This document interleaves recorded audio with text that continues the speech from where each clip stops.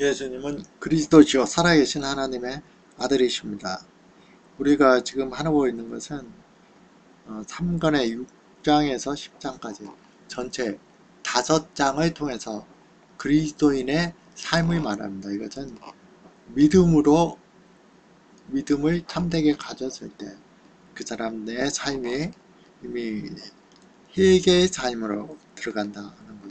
그것에 대한 구체적인 내용입니다. 이것은 많은 사람들이 기독교 강요 전체에서 그리스도인의 삶에 있어서 황금 책자, 황금 소책자다 하고 6장에서 10장으로 그리스도인의 삶을 아주 구체적이고 원리적인 면에서도 잘 묘사한 것으로 많은 사람들에게 오래전부터 사랑을 받는 부분입니다. 그리고 지난번 6장과 7장을 통해서 그리스도인의 삶 전체에 대한 6장과 그리스도인의 삶을 칼빈은 3가지로 말했습니다. 하나는 자기를 부인하는 것, 그리고 오늘 나오는 8장에 나오는 자기 십자가를 지는 것.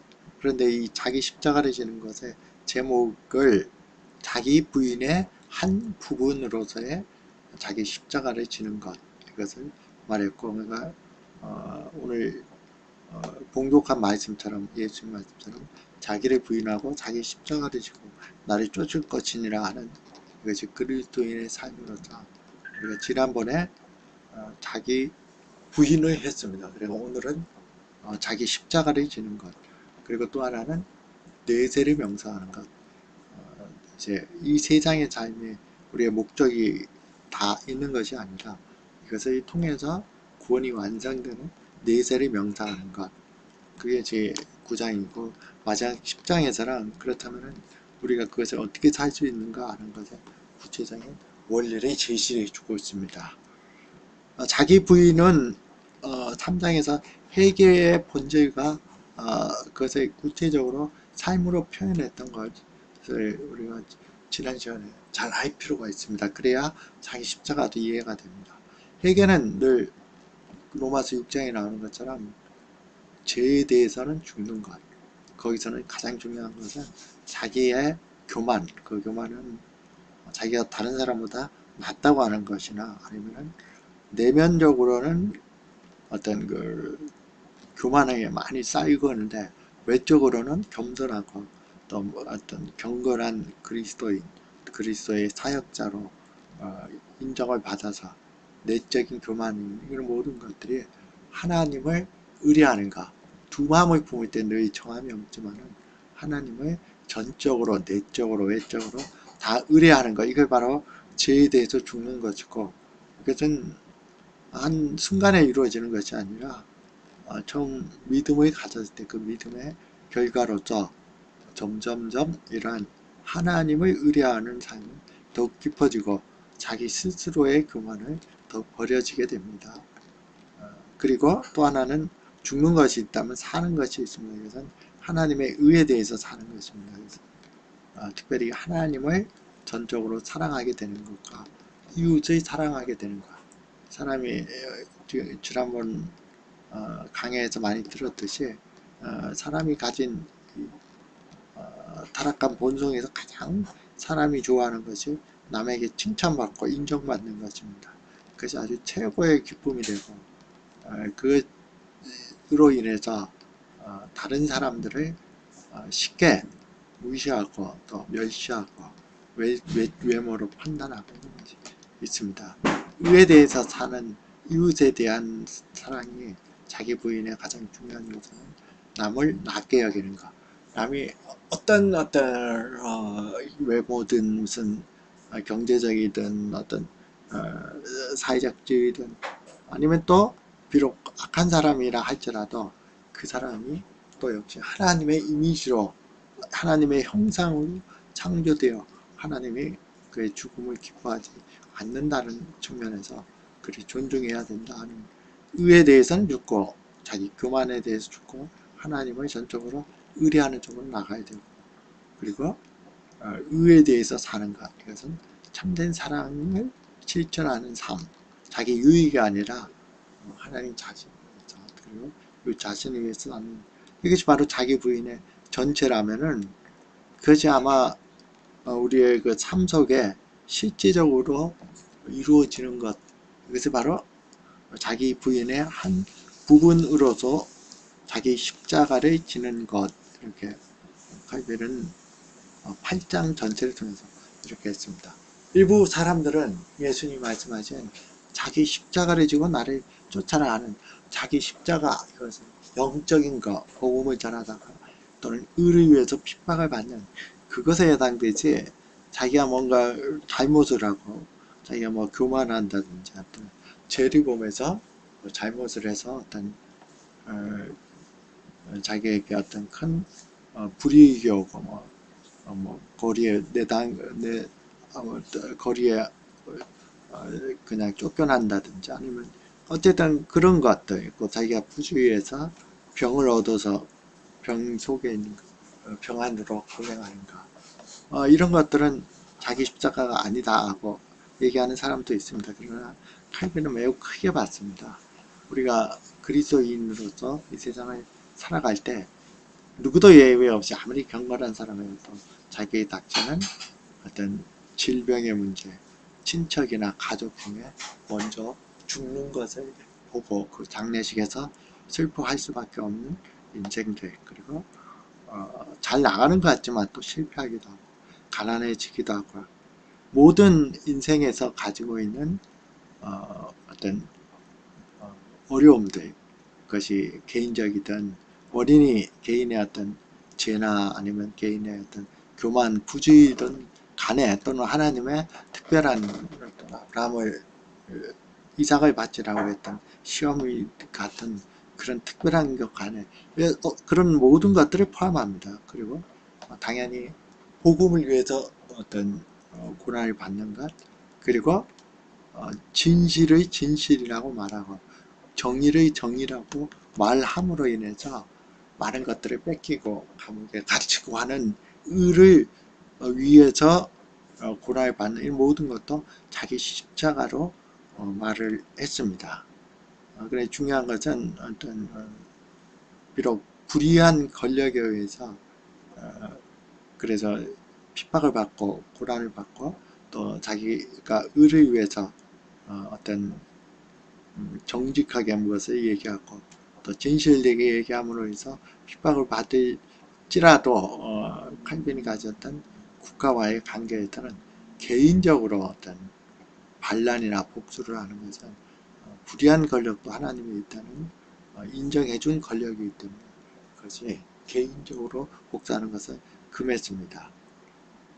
자기 십자가를 왜 하나님은 신자의 삶 자체에서 지게 하셨느냐, 이것은 칼빈이 예를 든 것처럼 그리스도와 함께 이제 그리스도에 속한 자들은 그리스도를 본받게 하셨고, 예수 그리스도는 아무런 죄가 없었습니다. 하나님이 그를 사랑하고 아주 심하게 사랑했다는 것은 그의 두 번의 어떤 하늘에서의 음성, 세례받을 때 이는 내 사랑하는 아들이요 내가 기뻐하는 자니라 하는 어떤 것, 음성이 세례 때도 마태복음 3장에 있었고, 마태복음 17장 우리가 변화산에서 예수님이 변화되었을 때 아주 화려한 옷으로 변화되었을 때 이런 음성이 있었지만은 그리스도인의 지상의 삶은 끊임없는 십자가의 시험이었습니다. 십자가를 지는 것뿐만 아니라 생활 전체가 끊임없는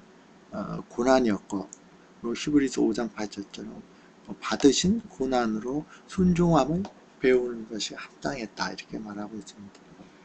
칼빈은 우리가 십자가를 지는 것, 우리의 삶에 왜 이렇게 자꾸 어려움이 생기느냐, 아까도 말씀드렸듯이 일상적인 모든 어려움이 다 포함됩니다. 이것을 두 가지로 들었습니다. 첫 번째는 우리가 만약에 모든 것이 형편없다면 그가 자기의 자기의 선을 가대평가하고 그것을 로 인해서 교만하지 않을 사람은 아무리 경건한 사람이라도 이 세상에 하나도 없다 하는 것이 말하고 있습니다. 예를 들어 가장 신실했던 다윗도 10편 30편에 6절 7절에서 이렇게 말합니다. 내가 형통할 때에 말하기를 영원히 요동치 아니라 하였도다. 그리스도인 모든 것이 잘 되었을 때는 내가 이제는 믿음이 견고하고 믿음이 이제는 하나님 앞에서 변하지 않는다 얘기할 수 있습니다. 자기 선, 자기 의를 가대평가하고 그것이 내면적인 교만으로 쉽게 이루어집니다. 그 이어지는 말씀에서 여호와께서 내 주의 은혜로 내 산을 굳게 세우셨더니 주의 얼굴을 가리우시며 내가 근심하였나이다. 형통할 때 내가 내 믿음이 크고 내 믿음이 모든 것을 할 수 있다고 큰 소리 쳤지만은, 그리고 내 산을 굳게 세우는 성과가 있었지만은 하나님께서는 다시 다윗이 교만하지 않도록 그의 얼굴을 가리우시는 내가 근심하였느냐. 예수 그리스도도 어떤 고난을 통해 순종을 배우는 거지. 우리 하나님과 뜻을 같이 했던, 하나님이 기뻐했던 다윗 역시도 형통함만 있었다면 그가 온전하게 신앙생활을 할 수가 없습니다. 그래서 우리의 교만을, 자기 의를 가대평가하는 것을 하나님은 방지하기 위해서 자기 십자가의 어떤 많은 고난들을 필요에 따라서 항상 주십니다. 두 번째는 우리가 이것을 통해서 인내와 복종을 배우기 위해서입니다. 로마서 5장 3절 4절처럼 한란은 인내를, 인내는 연단을, 연단은 소망을 이룬다 말하고 있습니다. 한란이 있을 때 우리는 인내하고 있을 수 있습니다. 인내하면서 하나님을 의뢰합니다. 자기 자신을 의뢰했던 것이 하나님을 의뢰해서, 이런 인내가 연단이라는 이 말이 약간 애매한데, 이것은 한란을 통해서 형성된 인격을 말합니다. 이제는 내가 내면 속에 있었던 어떤 교만들, 알지 못하는 형통함 속에서 이것이 마치 내가 믿음이 좋았고 내가 뭔가를 잘해서 내 선이 있어서 이루어졌다 버림으로 인해서 환난 속에서 하나님만 의뢰하는 그 인격이 형성되고, 그것이 그 연단이 이제 소망을 가져옵니다. 이 세상에 열심히 살지만 이 세상에서 어떤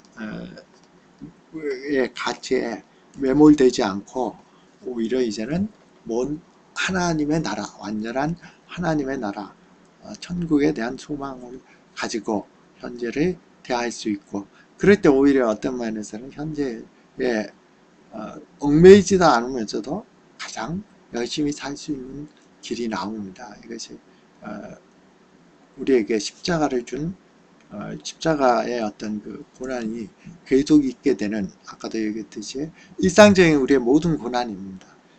우리가 고난을 당하는 것, 그리고 특별하게 복음을 위해서 또 의를 위해서 당하는 모든 고난들이 항상 있는 것은 우리로 하여금 하나님을 전적으로 의뢰하고 또 그렇게 함으로 인해서 우리의 교만이 꺾여지고 또 순종과 또 하나님께서 주시는 소망을 이루는, 세상에 매몰돼서 세상의 가치에 휩싸이지 않기 위해서입니다.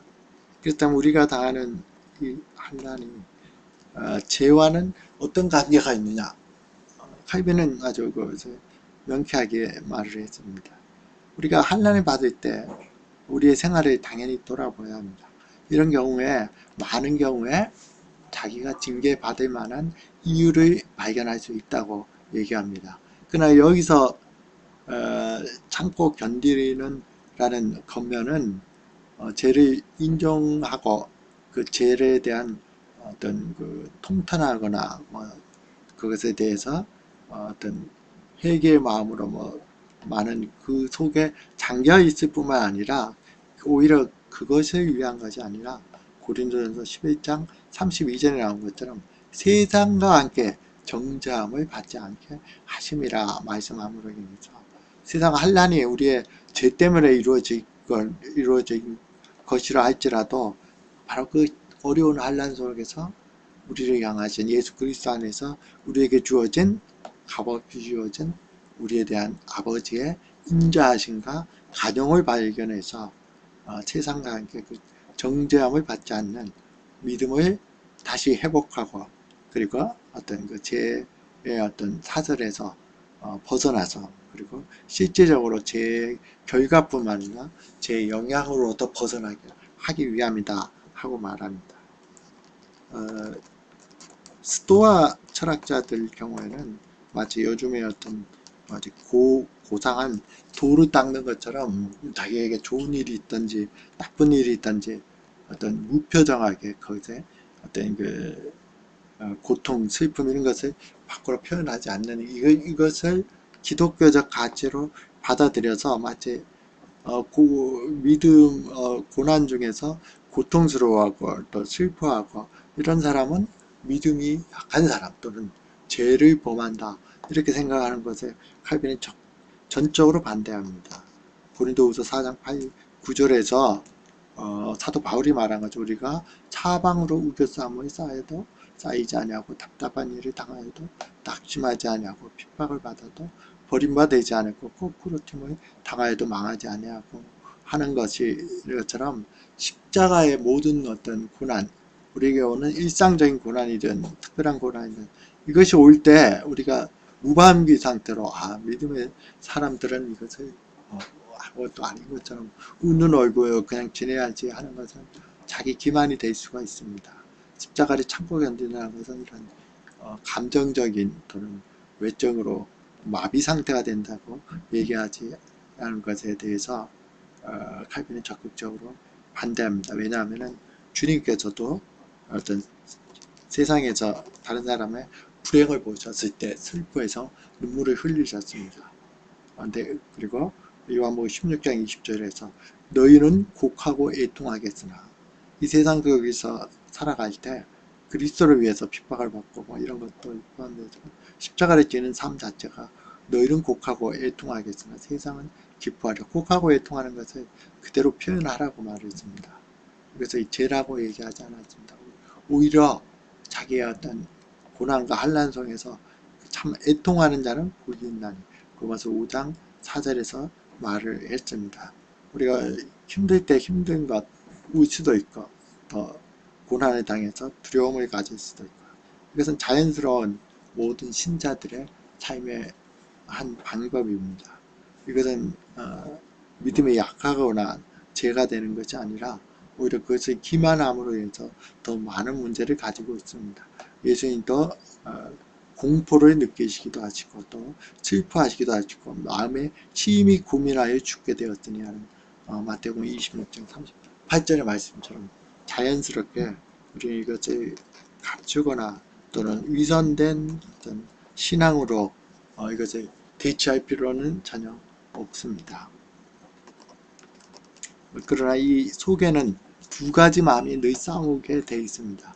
요한복음 21장 18절에서 칼빈이 좋은 예를 들었는데 예수님은 베드로가 이제 세 번 자기를 부인했기 때문에 세 번 똑같이 갚으셔서 그를 수제자로서 예수님이 다시 신뢰하는 제자로서 내 양을 먹이라 내가 나를 사랑하느냐 이 세 번을 했습니다. 그리고 그의 죽음이 어떠하신 것을 알고 말씀하셨을 때 이렇게 말씀하셨습니다. 젊어서는 내가 스스로 띠띠고 원하는 것을 다녔거니와. 다음 구절은 그의 순교를 말합니다. 늙어서는 남이 내게 띠띠우고 원치 아니하는 곳으로 데려가리라. 순교 현장을 말합니다. 근데 베드로가 원치 아니하는 곳으로 이런 말을 썼습니다. 이것은 사도 베드로라 할지라도 아무리 그 믿음이 출중한 사람이라 할지라도 자기의 죽음만을 두려워했을 때 또 어떤 그 고초를 당하는 핍박을 받는 고문을 당하고 십자가를 지고 그것만 했을 때는 두려워하고 그것을 원치 않다 하는 표현을 써서 인간적으로 당연히 그것에 대해서 아무리 출중한 믿음의 사람 그리고 성령 충만해서 그리스도와 동행해서 평강을 느낀다 할지라도 그런 것을 생각할 때 두려워하지 않거나 또는 그것이 자기에게 어떤 큰 고민이 안 될 수가 없습니다. 인간은 누구에게나. 그러나 또 한 면에서는 그리스도를 따르는 삶, 그리스도와 함께 있는 평강의 삶, 이 두 마음이 늘 죽는 순간에도 같이 있음을 예수님은 자연스럽게 말했습니다. 우리는 그것을 위선적으로 덮을 필요가 없습니다.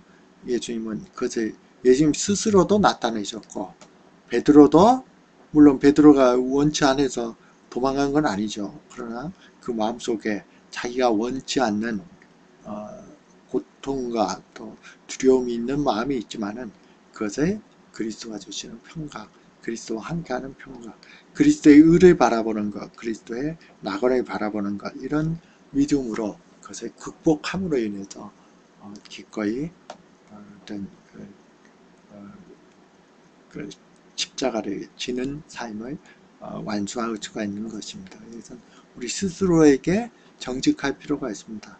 어렵고 힘들면은 어렵고 힘든 대로, 눈물이 나면 눈물대로, 두려우면 두려운 대로 그대로를 인정하되, 그러나 그 너머에 있는 예수 그리스도께서 우리와 함께 하시고 우리에게 힘을 주시고, 그 모든 것들을 통해서 이제는 내 자신에 대해서는 어떤 것도 의뢰하지 않고 하나님만 의뢰해야 되겠다.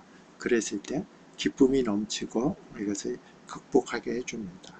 그렇기 때문에 그 다음 표현이 우리에게 어떤 자연스럽게 이루어지는 그리스도의 삶이 이제 자기를 부인하고, 그 자기를 부인하는 삶의 어느 한 부분이었던 자기 십자가를 지는 삶은 당연히 이제 칼빈의 세 번째 그리스도인의 삶인 내세를 명상하는 삶으로 이루어집니다. 인간은 그 내세를 명상하는 삶은 많이 쓰지를 않았지만은 칼빈의 관점은 확실합니다. 우리가 성경적이고 우리 확실합니다. 현재의 어떤 삶에서 매우 요즘은 더 그렇죠. 요즘은 문명이 발달되고 있기 때문에 현재에서 만족할 만한 삶, 자기를 기쁘게 해주는 삶이 너무나 많이 있습니다. 거기에 만족해버리고 거기에 집착하면 할수록 그거와 비례해서 내세에 대한 삶은 거의 의미를 상실해 버립니다. 그래서 칼빈에게 있어서 아까도 십자가를 지는 삶을 통해서 결국은 자기의 모든 것들에 의뢰하지 않고 하나님을 의지하는 것, 그것은 자연스럽게 현재의 삶을 열심히 살지만은 그럼에도 불구하고 우리가 이 삶이 다 헛되고 언제든지 하나님 부르시면 가야 되는 삶, 이 삶이 영원한 삶이 이 세상 속에 아무도 없다는 것을 가지고 늘 이 세상 속에 만족하지 않고 자기의 참된 소망을, 참된 목적을 하나님에게 두라 하는 것을 말하고 있습니다. 이것이 바로 우리의 어떤 중요한 삶의 원리가 됩니다. 그렇다면 세상에서 주는 제약이 아니라 세상에서 주는 여러 편리한 삶, 문명이 주는 요즘에 발달된 삶, 이런 것들을 칼빈은 무시하지 않았습니다.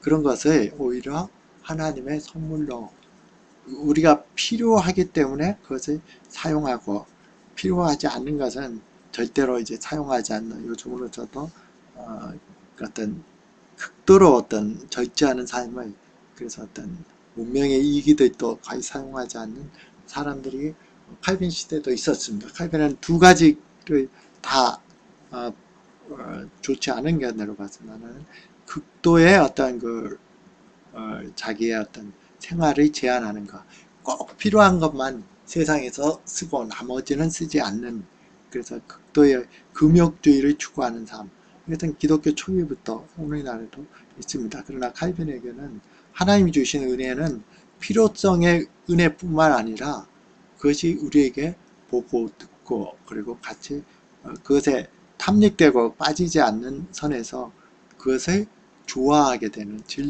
즐기는 것 자체도 하나님의 은혜로 같이 줬습니다.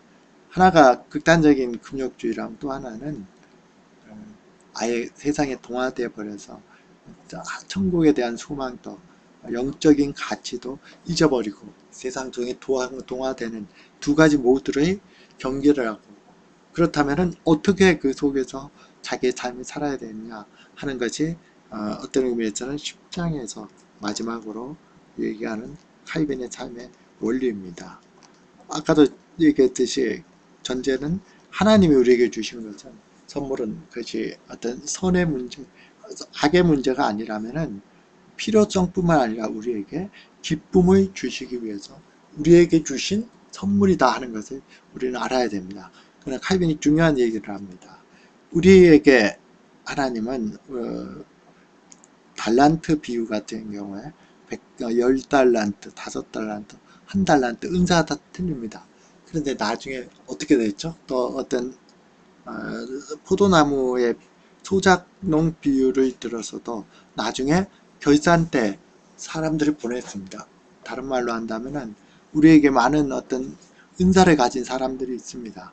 그래서 정치적으로 또는 학자적으로 많이 큰 일을 많은 사람들에게 유익을 끼치는 큰 일을 하는 은사를 많이 가진 사람들, 은사를 작게 가진 사람들 상관없이 하나님은 반드시 어느 날인가 자기가 준 은사, 그것이 자기 것이 아니라 하나님이 준 은사이고 하나님이 준 선물입니다. 그것을 어떻게 썼는지 결산한 날이 올 것이다 하는 것을 염두에 두라고 우리에게 권면해 주고 있습니다. 그래서 우리가 이 세상에 살아갈 때는 우리에게 주어진 삶이 다 틀립니다.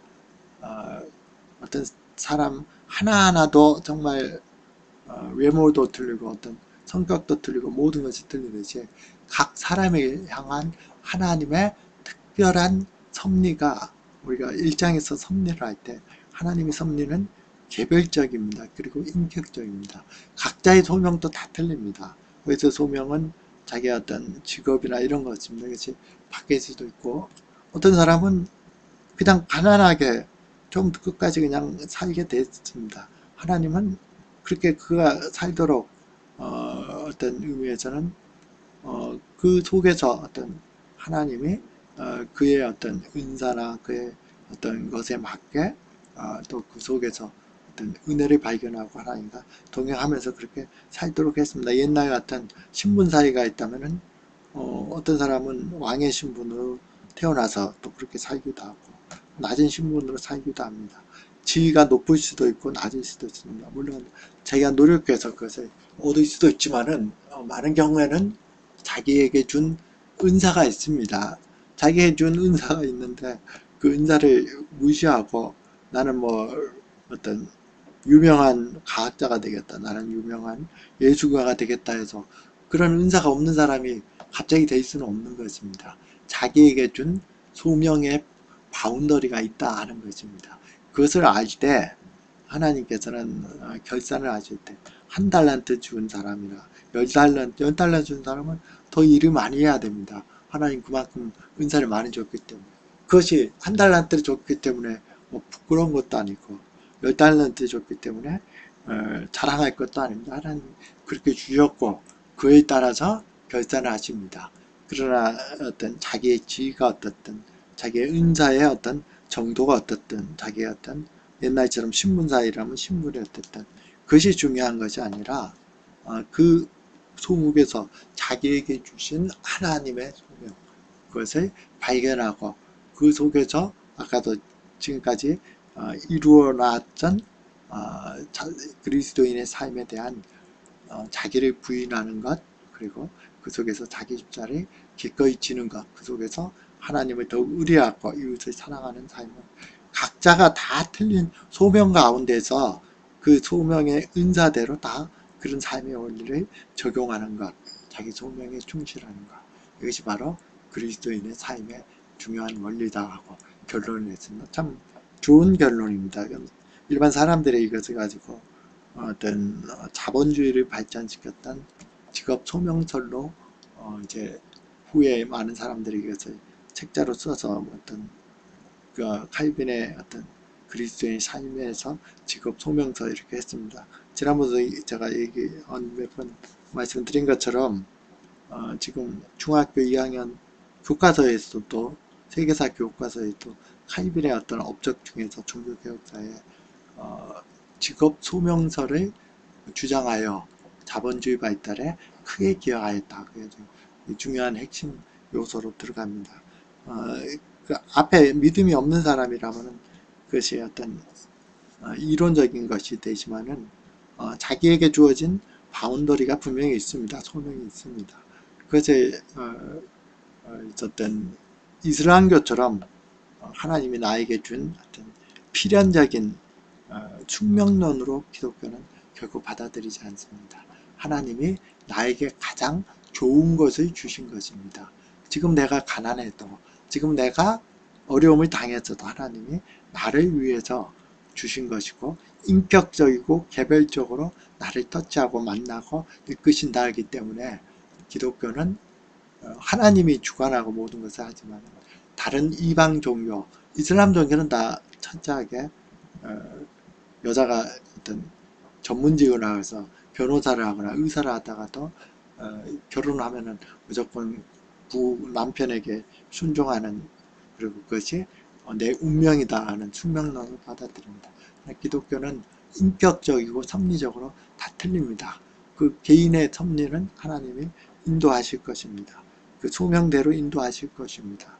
그리고 그 속에서 자기를 부인하는 원리, 그리고 십자가를 지는 원리는 그대로 적용할 때 하나님을 의뢰하고 다른 사람을 나보다 낫게 여기고 진정으로 하나님과 이웃을 사랑하는 그런 삶이 산다면은 하나님은 그 바운더리를 잘 지켜지게 하실 것이며 이 세상 속에서 자기 소명을 기꺼이 지켜서 나중에 천국에서 결산할 때는 착하고 충성된 종으로, 그때는 뭐 이 세상 속에서 무슨 노벨 평화상을 받고 노벨 무슨 상을 받은 위대한 일을 한 사람이든 아니면 아무 어떤 것도 내세울 거 없는 가정에서의 어떤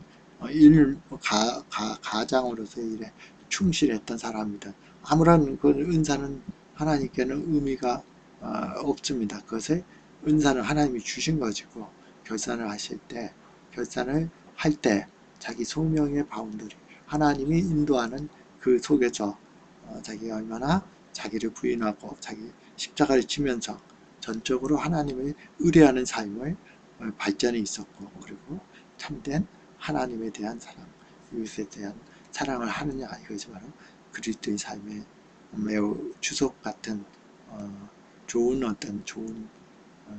그 칼빈이가 제시한 삶입니다.